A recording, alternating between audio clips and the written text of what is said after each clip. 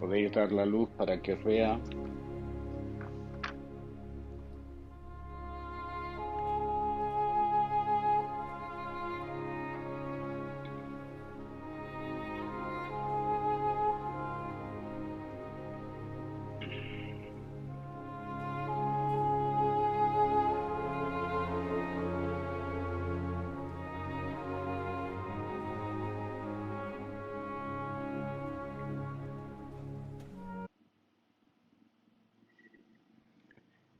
Bien, seguimos hoy con el ciclo de Sabiduría de Oriente, Sabiduría de Occidente. Y como ya indiqué en, al principio del ciclo, lo que estoy intentando hacer es una aproximación sincrética, esto es, uniendo mensajes de unos maestros y de otros, particularmente uniendo mensajes de los maestros de Oriente con mensaje central de Jesús de Nazaret. En en el librito que os he pasado en el WhatsApp, en el grupo de WhatsApp de Dominic Crossan y Marcus Borg, que son dos escritores de nuestro tiempo, de la tradición cristiana.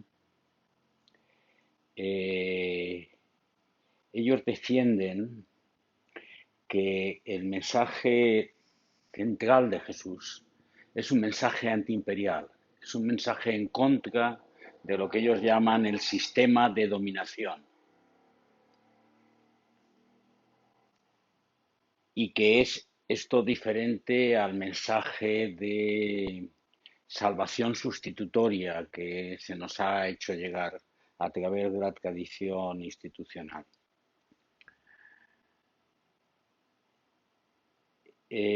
Sistema de dominación tiene tres elementos.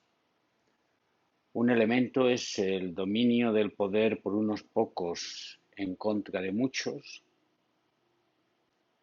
Otro segundo elemento es la... ¿Me escucháis? ¿Se me escucha? Vale. ¿Poco? ¿O sí?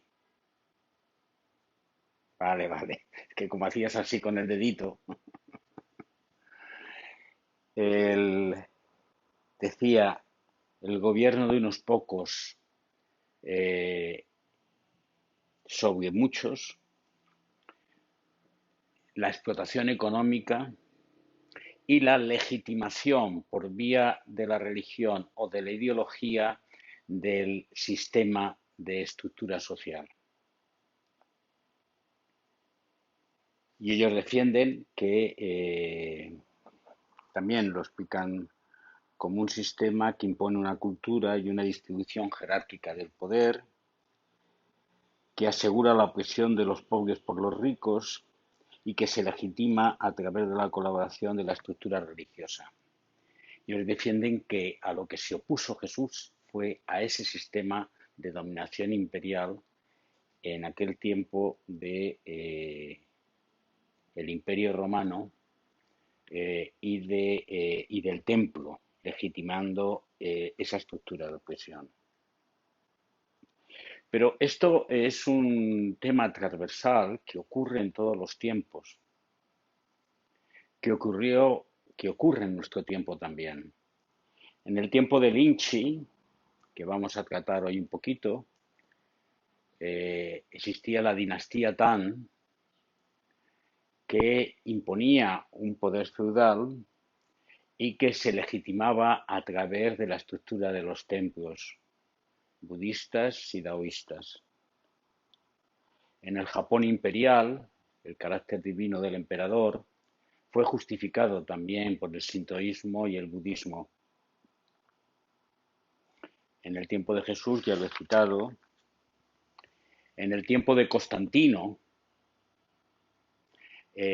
lo que realmente se estableció es una alianza entre la religión naciente, el cristianismo, y la estructura estable del imperio a través de la generación de unos dogmas eh, estables, impuestos a todos, y que desde entonces, siglos en siglos, a lo largo de todo el medievo, la divinización del rey y el mantenimiento de una estructura de poder absoluto estaba vinculado a la estructura dogmática religiosa. ¿Y qué pasa en nuestro tiempo? Pues en nuestro tiempo hay una enajenación de lo religioso y de lo social, de tal manera,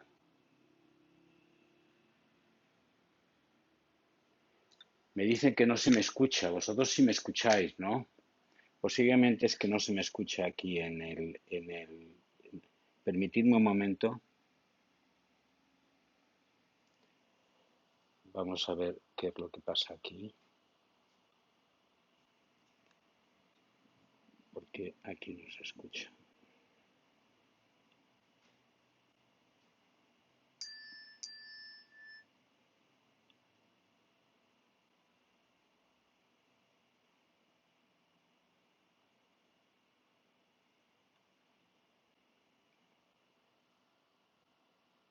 ¿Ahora me escucháis? ¿Ahora se me escucha? ¿Sí? ¿Se me escucha? Vale.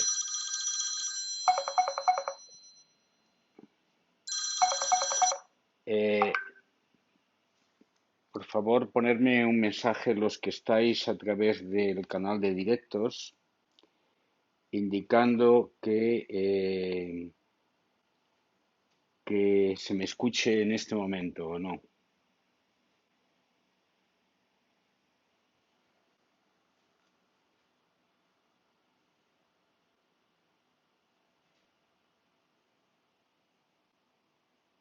¿Se me escucha ahora los que estáis en directo? Por favor, ponedme un mensaje.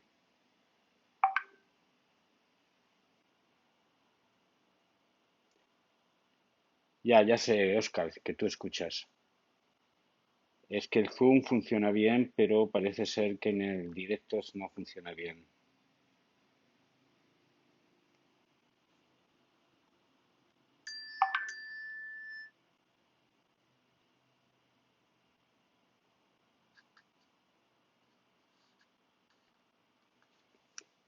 Eh,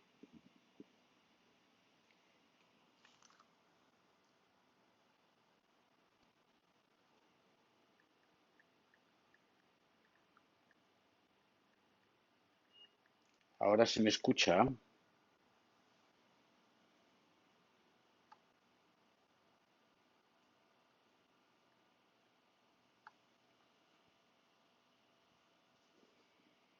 Perdonad un momento, que estoy intentando arreglar esto.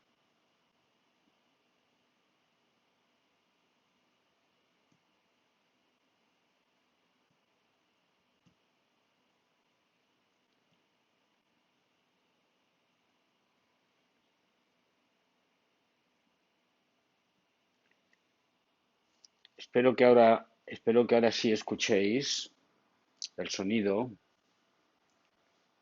Eh, en cualquier caso, continúo y quedará grabado la charla en el canal de YouTube. Indicaba que ¿qué ocurre en nuestro tiempo? Pues hay una separación, un alienamiento de lo religioso que tiende a estabilizarse eh, eh, como dogmas permanentes y estables, que al mismo tiempo intentan legitimar las costumbres de las gentes, mientras existe un movimiento de rescate democrático que separa lo económico de lo político. No quiero entrar en un debate fuerte en esto, pero se sigue manteniendo esa estructura de sistema de dominación sobre las conciencias, sobre la cultura y sobre la forma de vivir. Y lo que tendemos es a vivir en lo íntimo, en lo personal, renunciando a nuestro papel como función social y colocamos lo religioso en el ámbito de lo privado, la ideología en el ámbito de lo privado y las opciones personales a nuestro alcance en el ámbito de lo privado, dejando que la evolución de las cosas, la evolución de las sociedades y las estructuras sociales no forman parte o no formen parte de lo que nos corresponde hacer. Volvemos al esquema de la salvación individual, del rescate personal y venimos a decir que está fuera de nuestro alcance una acción social que cambie las cosas.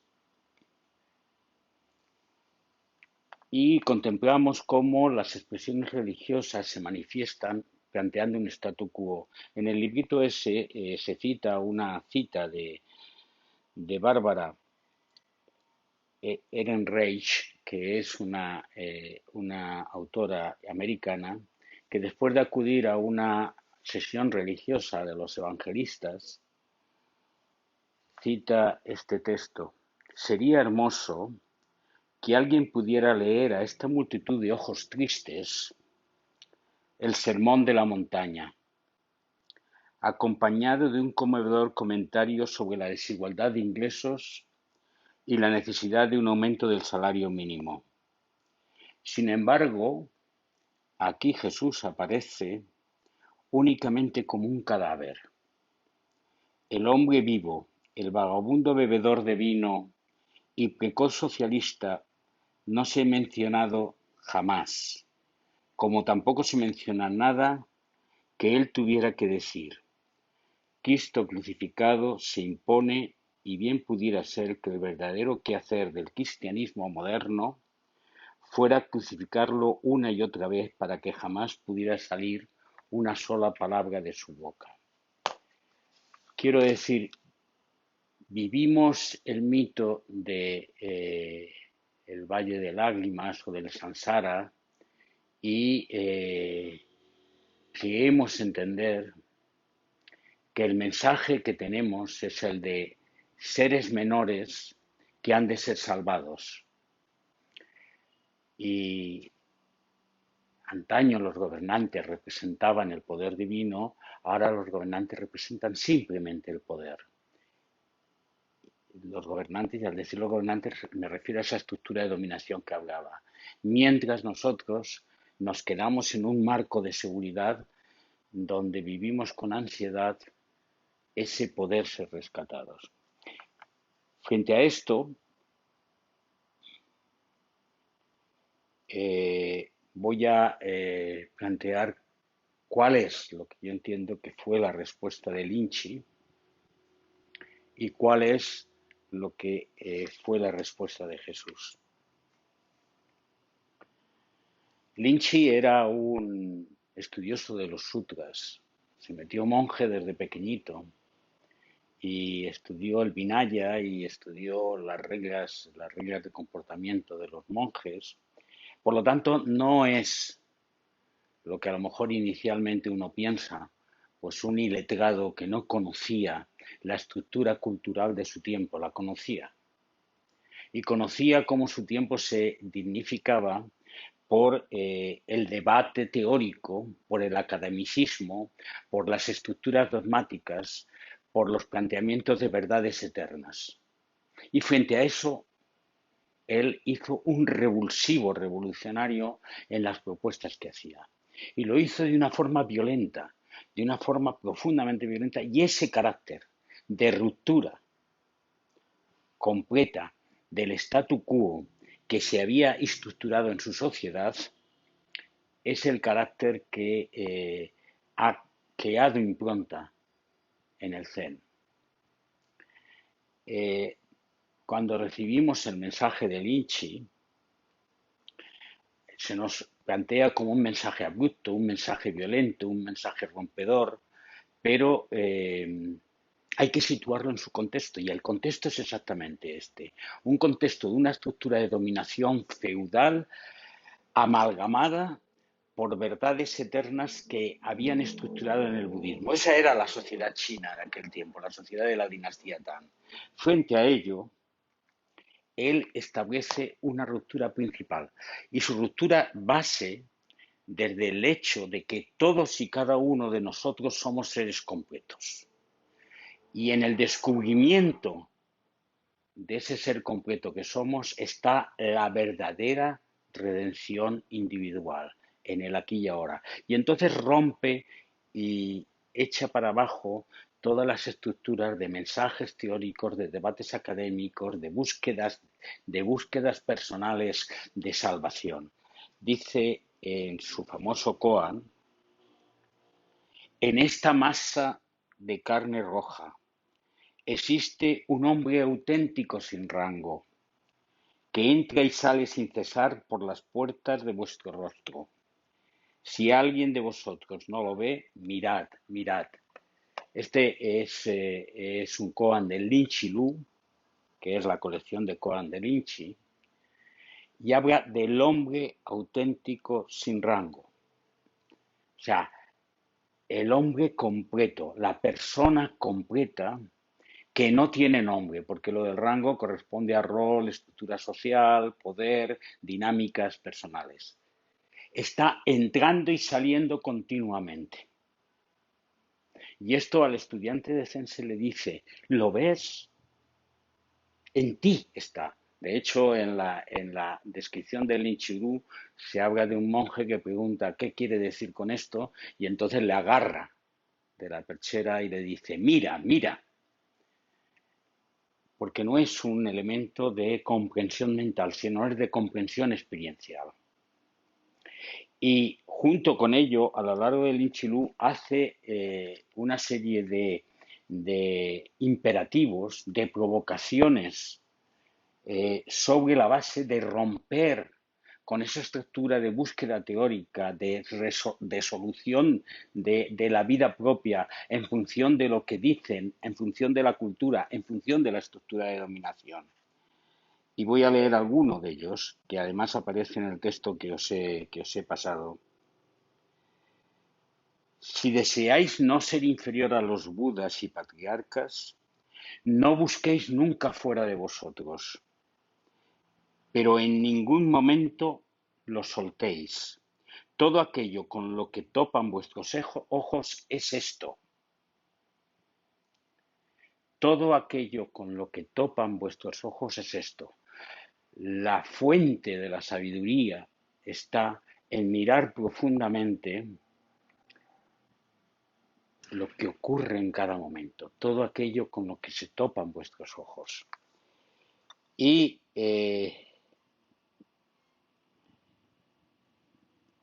el otro tema que es esencial en el planteamiento de Lynch es el afianzamiento en la fe en uno mismo. Fe no en sentido religioso, sino fe en convicción real de que en el centro de uno mismo, en el centro de la realidad, está toda la comprensión. La falta de confianza, la falta de fe, la falta de aceptación de uno mismo es lo que nos lleva a andar corriendo como burros de noria detrás de verdades de otros.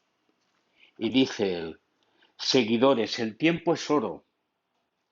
Corréis sin descanso por las cunetas, estudiando el Chan, estudiando la vía, apegándoos a las palabras y a las frases, buscando al Buda, buscando a los patriarcas, buscando un buen amigo, especulando, planeando. Pero no os equivoquéis, seguidores de la vía. Tenéis un padre y una madre. ¿Qué más buscáis? Tenéis una raíz en el centro de vuestro corazón. ¿Qué más buscáis? Vivid, mirad, mirad. Y sigue, vais corriendo hacia donde se distingue una muchedumbre. No merecéis ser llamados hombres verdaderos que han abandonado el hogar. Abandonáis el hogar para entrar en otro. Y esto lo hacemos también en esta práctica que hacemos aquí. Hemos salido denostados, el que estuvo ahí, de una religión institucional en la cual se nos repiten dogmas y se nos dan ritos y se nos dice que no contestemos a la estructura social, que aceptemos colocar nuestro destino y nuestra esperanza en el más allá. Y abandonando esto, entramos en un planteamiento alternativo, en esto del Zen, en esto de la meditación, en esto del silencio, en donde encontremos un tiempo de paz, un tiempo de comprensión interior. Pero no vinculamos esto al contexto en el cual situamos nuestra vida. No vinculamos esta transformación que empieza dentro y ha de seguir fuera a nuestra función como sujeto, un momentito a ver si se me oye o no.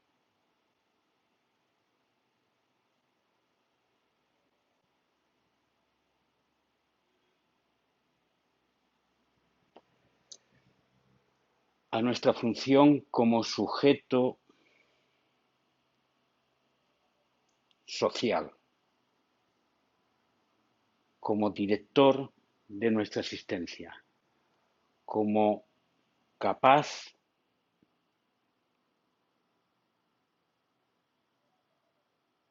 de desarrollar todo nuestro destino en este momento.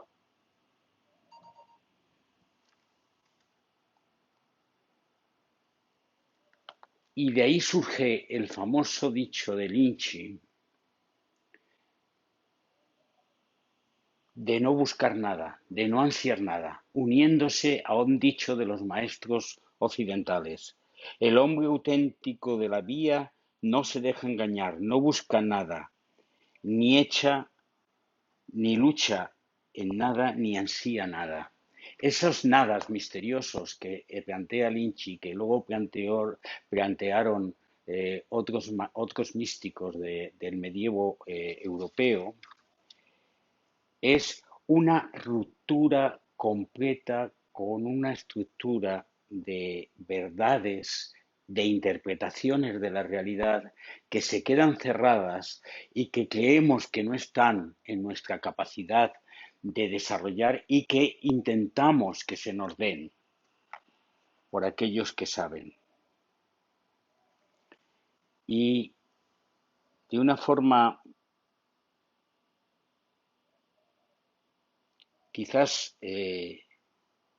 solícita, quizás reconociendo lo que está viendo, dice: seguidores de la vía, esta solitaria luz que tengo ante mis ojos en este momento, esta persona que simplemente me escucha, esta persona no se, no se ve obstaculizada por ningún punto y en ningún punto. Está diciendo: tú que estás ahí, tú que estás escuchando, tú eres esa luz que ha de seguir alumbrando la existencia, que tiene una responsabilidad en el desarrollo de la realidad, una responsabilidad en la capacidad de la transformación de todo lo que existe. Así pues, afiánzate en ti mismo, ten fe en lo que realmente existe en tu corazón, mira esa luz desde tu interior, pero luego muéstrala, manifiéstate como la luz que ha de funcionar.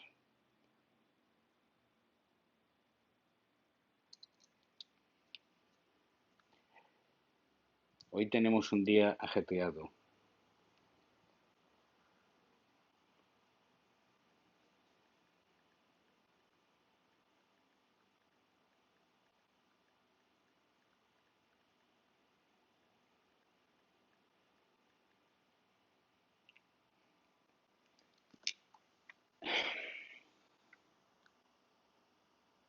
¿Y cómo contesta esto Jesús de Nazaret? Y aquí me vinculo a la charla que surgió en relación con el reino de Dios. Si hacemos caso a lo que dice Tomás, todo el mensaje de Jesús se condensa en la propuesta del reino de Dios que está aquí y que se está desarrollando. Ese término, reino de Dios, es un término misterioso. Incluso a nosotros, especialmente a los que de origen podemos ser republicanos, nos suena un poco extraño. Pero vamos a llamar a eso la fórmula con la cual Jesús lanzaba su mensaje alternativo, no violento, pero al mismo tiempo sí contra la estructura dominante. Dice Tomás, el reino de Dios está dentro de vosotros y fuera de vosotros. Y uno no entiende cómo eso es así, pero en el Apotegma 42 también de Tomás se explica y dice, cuando seáis capaces de hacer de dos cosas una, y de configurar lo interior con lo exterior, y lo exterior con lo interior, y lo de arriba con lo de abajo, y de reducir a la unidad lo masculino y lo femenino, de una manera que el macho deje de ser macho y la hembra deje de ser hembra, entonces entraréis en el reino. ¿Qué está diciendo? Está propugnando la ruptura de las diferencias. La ruptura de las diferencias sociales y la ruptura de las diferencias individuales. Está concediendo a nuestra existencia una dignidad completa, una expresión única, vinculada y nunca separada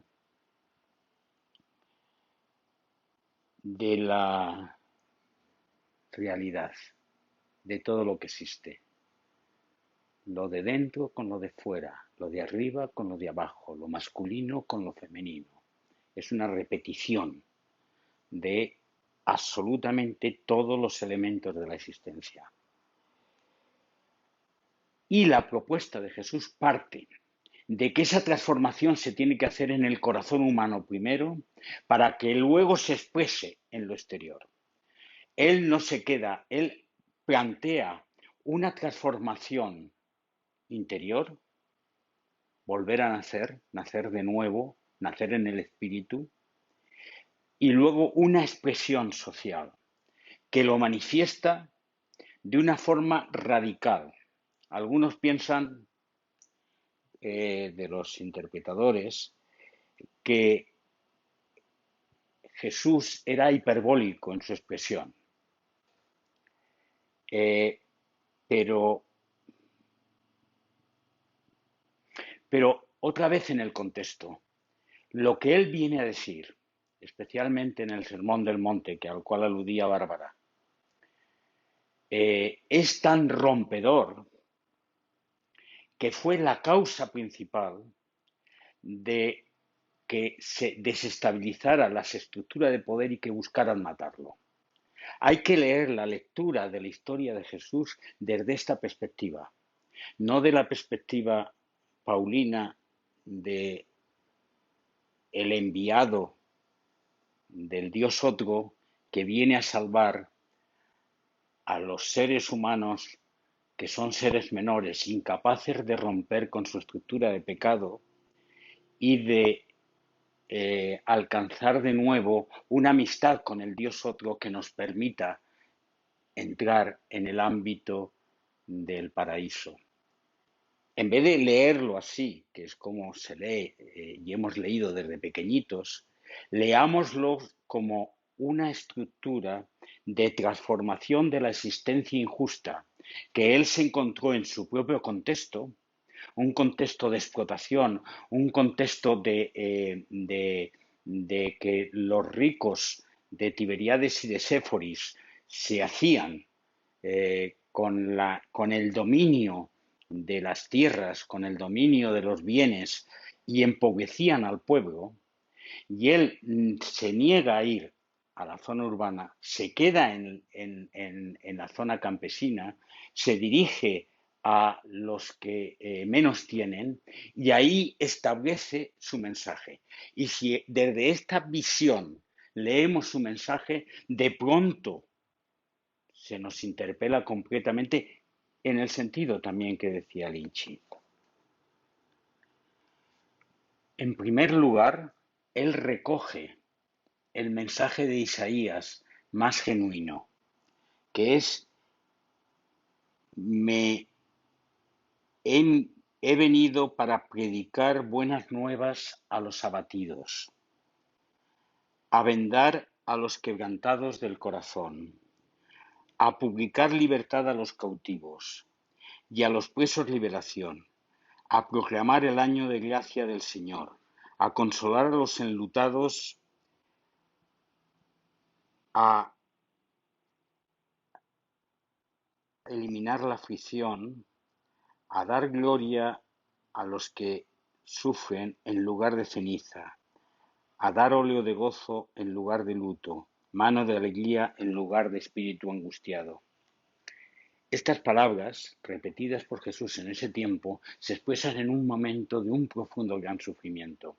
Me gustaría que fuéramos continuamente trasladándolo ahora, donde existen muchas sociedades en nuestro tiempo, en África, donde yo estoy, en América, donde la desigualdad se mantiene radicalmente, donde la expresión de de la, de la eliminación del acceso a los bienes se realiza de una forma justa y donde además en el tiempo que vivimos todo se desestabiliza y hay una tendencia a concentrar el poder y concentrar los mensajes de forma que no se caiga el statu quo. Dentro de esto, ahí es donde han de sonar los mensajes del Nazareno.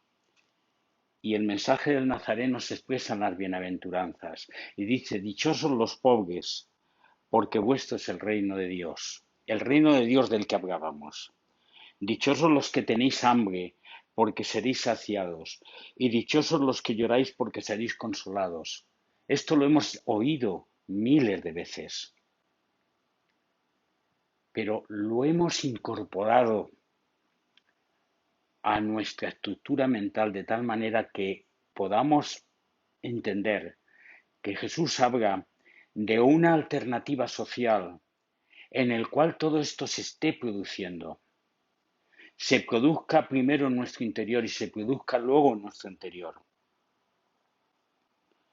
Hemos incorporado a nuestra existencia el mensaje central de Jesús, que es: amad a vuestros enemigos, renunciar a vuestros propios derechos, aceptar la ofensa y dar sin pedir nada a cambio. Esto es tan profundamente radical que posiblemente no haya habido ningún otro profeta ni ningún otro patriarca que haya expresado tan radicalmente un planteamiento alternativo. No negociéis, cuando se os pide, da. No rehuyáis ante la ofensa y a pesar de eso mantener el amor. Amar sin condiciones y sed compasivos como vuestro Padre es compasivo. No juzguéis y no seréis juzgados. Este es el mensaje alternativo que Jesús predicó durante 3 años, que expuso en el centro del templo, que en aquel momento era un nido de colaboración con el Imperio Romano y como consecuencia fue crucificado como un criminal. Posteriormente se hizo una estructura religiosa diferente sobre la base del mito de salvación.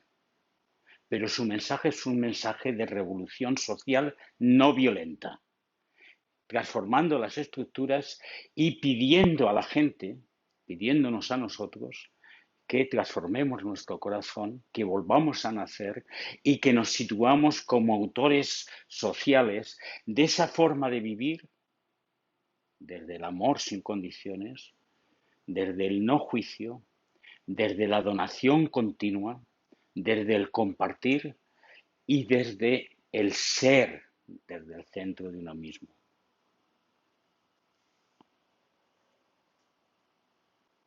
Por lo tanto, una transformación interior y una visión de una estructura social sobre la base de la igualdad y la dignidad de todos los seres. Una acción basada en el amor sin condiciones y no en la negociación continua del poder y de la competencia. Una acción de permanente compartir desde la compasión hacia todo lo que existe y un igualitarismo radical que continuamente se debe expresar en nuestras acciones individuales. Este es el verdadero mensaje del reino de Dios. Y en el planteamiento de Lynchy, la transformación era la renuncia a dogma y el vivir desde la sencillez y desde la aceptación y la firmeza de uno mismo. Por lo tanto, en este momento, yo quiero interpelarme y quiero interpelaros a que no podemos jugar, no podemos negociar con esto. O bien somos seguidores de la vía, como dice Lynchy, y planteamos esa ruptura interior que nos permite realmente descubrir al hombre auténtico que hay en nosotros, a la persona auténtica que hay en nosotros, que continuamente entra y sale, que se expresa en cada momento, que tiene una luz misteriosa que alumbra nuestra existencia.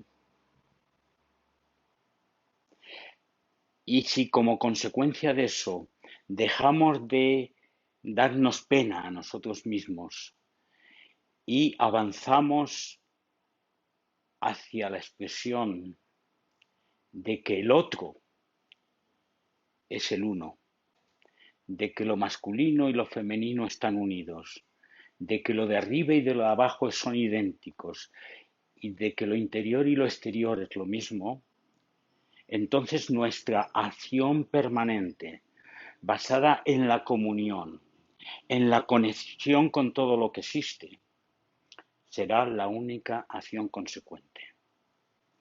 Desde el silencio de nuestro corazón, desde la expresión continua de cada instante, donde en la paz de nuestro propio interior, en la paz de esta meditación, de este silencio, también expresamos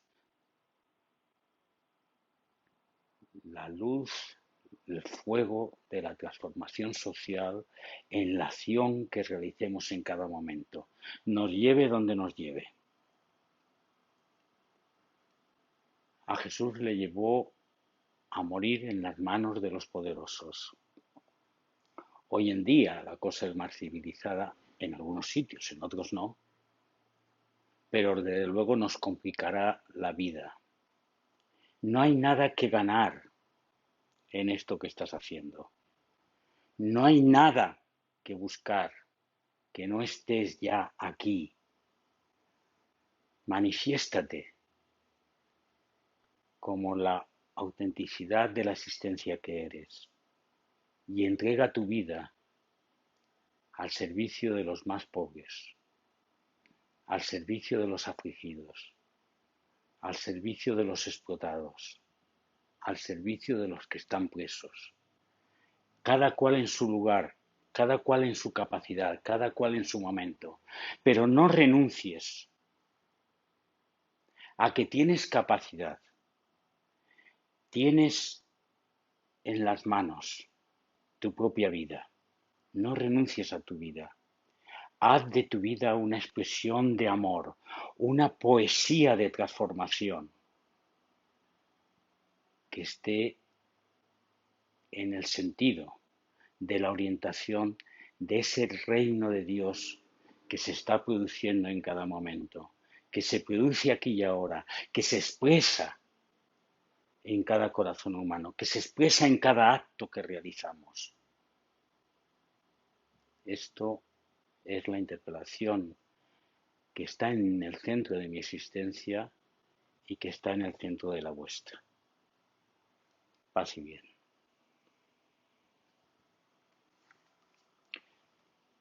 Seguimos con Quinin.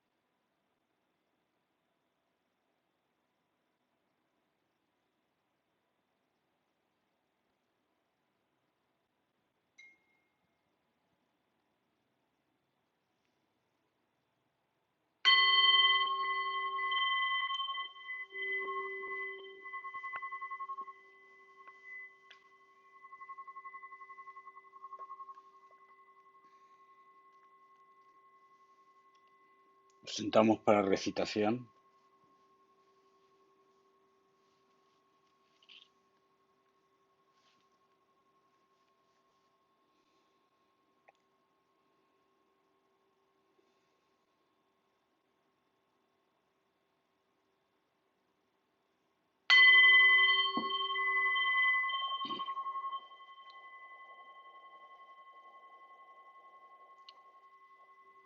No soporto verte caminando, corriendo ansioso o ansiosa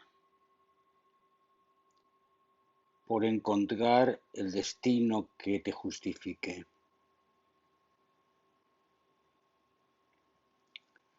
¿A dónde vas, amor de mi vida? ¿Qué persigues en esa fila interminable que parece esperar un premio que no existe? La verdad definitiva entregada a los que creen desde los que creen saberlo todo. ¿Dónde está la trompeta que quieres oír y que te anuncia tu meta final? El lugar soñado, ese paraíso perdido. No hay tal trompeta,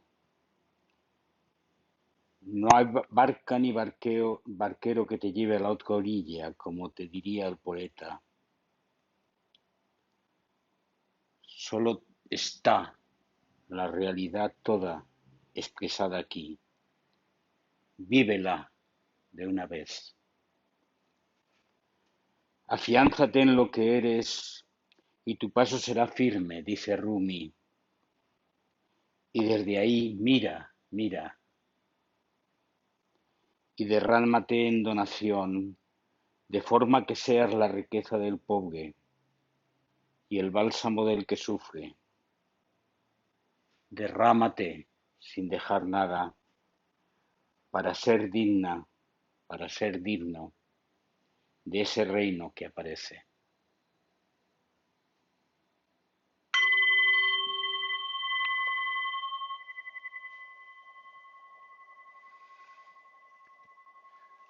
Hasta aquí nuestro Sasenkai, que tengáis un buen fin de semana.